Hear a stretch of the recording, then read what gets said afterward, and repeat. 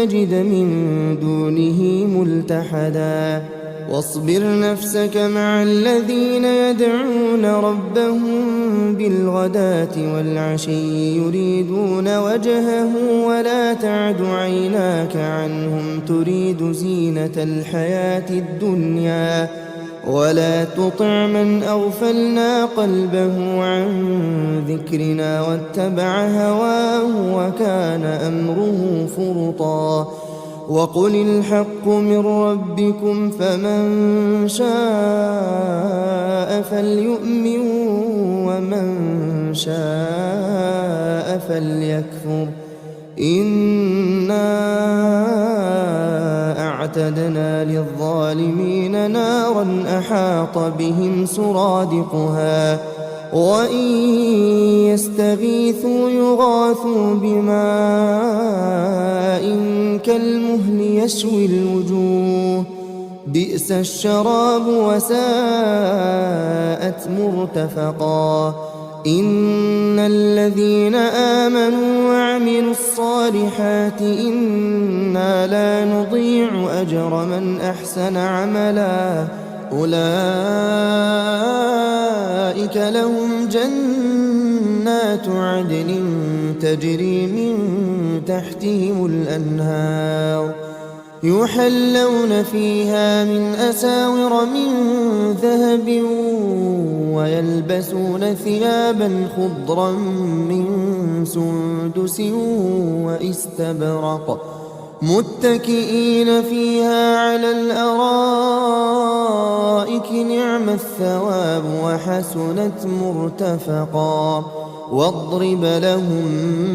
مثل الرجلين جعلنا لأحدهما جنتين من أعناب وحففناهما بنخل وجعلنا بينهما زرعا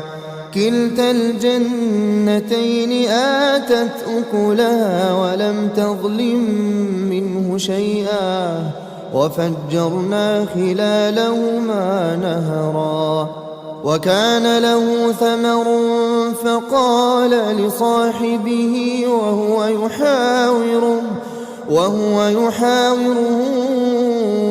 أنا أكثر منك مالا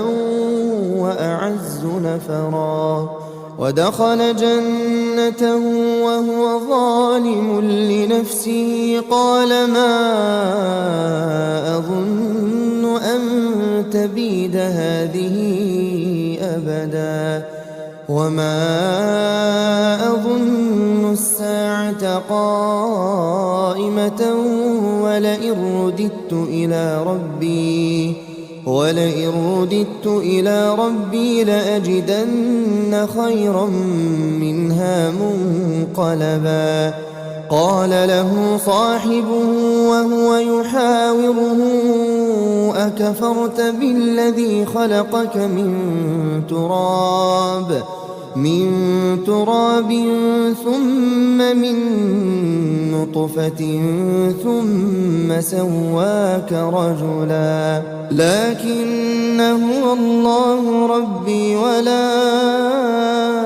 أشرك بربي أحدا ولولا إذ دخلت جنتك قلت ما شاء الله لا قوة إلا بالله إن ترني أنا أقل منك مالا وولدا فعسى ربي أن يؤتيني خيرا من جنتك ويرسل عليها حسبانا من السماء فتصبح صعيدا زلقا أو يصبح ماؤها غورا فلن